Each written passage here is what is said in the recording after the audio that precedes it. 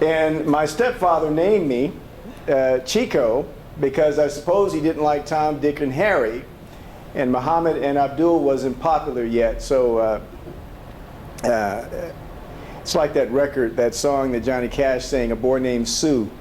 You know, it really made him tough. And, you know, I grew up, as it was mentioned, on the tail end of segregation in the South.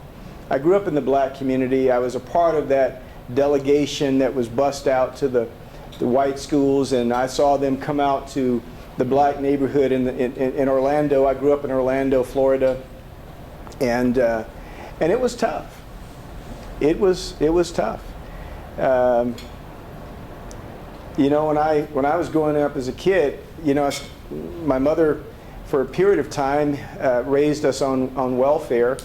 You picture 8 kids, a single mom, raising a family on welfare, and then going to visit my stepdad in the Rayford Penitentiary.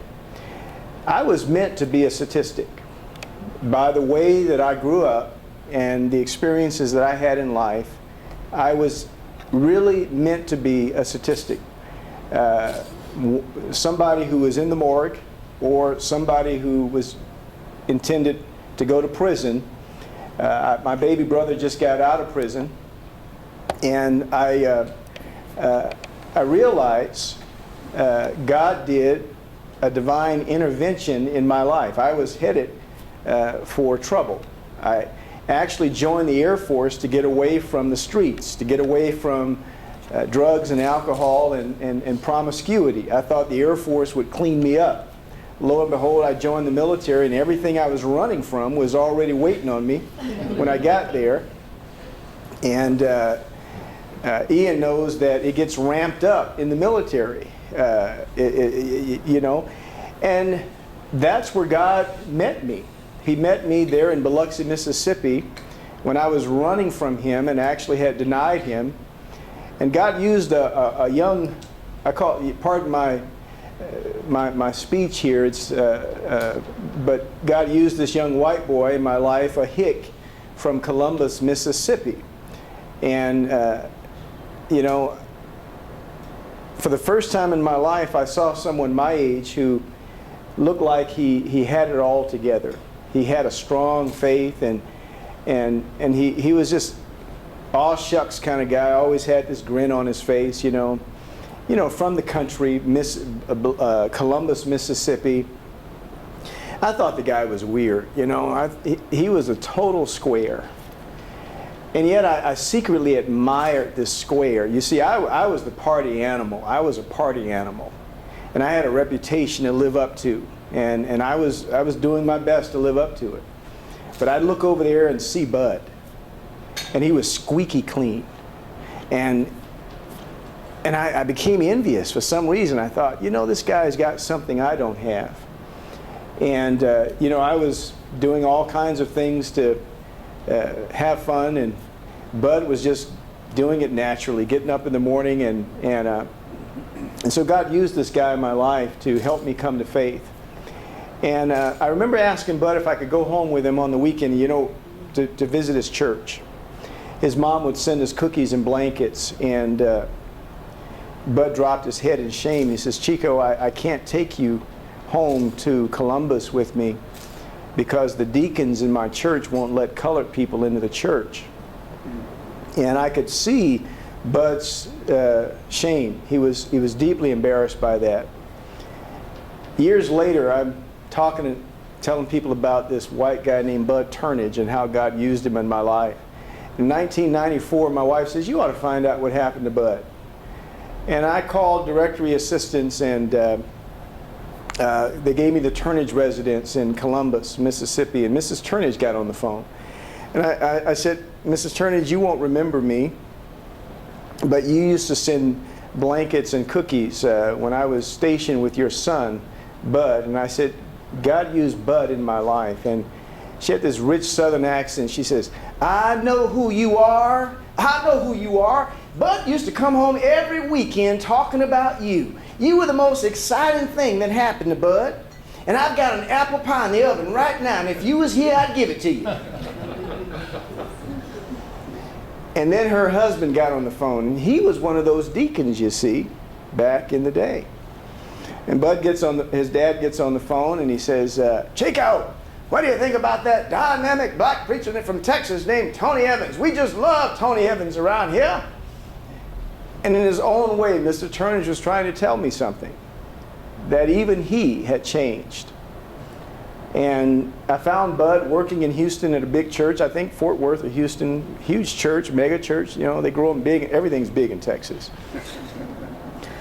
And I told Bud everything that happened in my life. And I said, Bud, I just want you to know, when we stand before our Maker and give an account, I want you to know you're going to get a percentage of everyone that I've had a hand in leading to the Lord. It wouldn't have happened without you. And I says, but I want you to send me a photo. I sent him some news clippings. He said, no. He says, I'm bald and I'm fat, and I'm not going to send you anything. And he never did. And we haven't had any contact since. I keep thinking I'm going to go down to Texas here in a month, and I'm going to try to look Bud up. Investment. You know, that's really what it's all about. Investing into people. People who are different from us. I went into a chaplain's office in the Air Force, and I asked the chaplain to give me his opinion about interracial dating once. And the chaplain, without any further explanation, he says, Chico, they're different from us. And I'm sitting there in amazement. I don't know what's going to follow. And he says, and he gets up from behind his desk and he says, you can tell how different they are from us by the way they sing in the choir. They clap their hands and they go from side to side, and then he sat down rather confident, you know, smug and feeling good about himself, and he basically has set me straight, and that was his opinion about interracial dating. And I says, Chaplain, well, as an African American, I just wanted to ask you your opinion of dating. And see, there was a black choir, a black gospel choir that sang in the chapel once a month, and his only contact with blacks was seeing them sing in the choir and how they would clap their hands and go from side to side, from side to side. And you know, somewhere that chaplain is probably telling the story about how he had a young African-American male in his office one day and how he made a fool of himself. And hopefully that experience somehow changed the trajectory of his life. Moving forward, my burden for reaching men with the gospel has brought me to Grand Rapids, Michigan. Specifically, if I want to be honest about it, the African American male. You see, I grew up around many of the guys who are out on the corner now, and I look at it and I say, by the grace of God, you see, there go I. If God hadn't done that divine intervention in my life, I look out my window and I see me.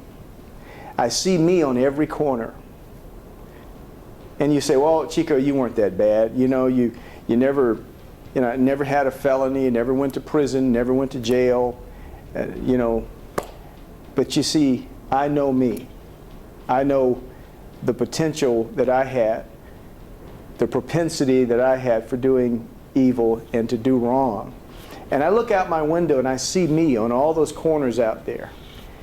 And sometimes I'm amazed at the grace of God in my life, that He has put me in a position to help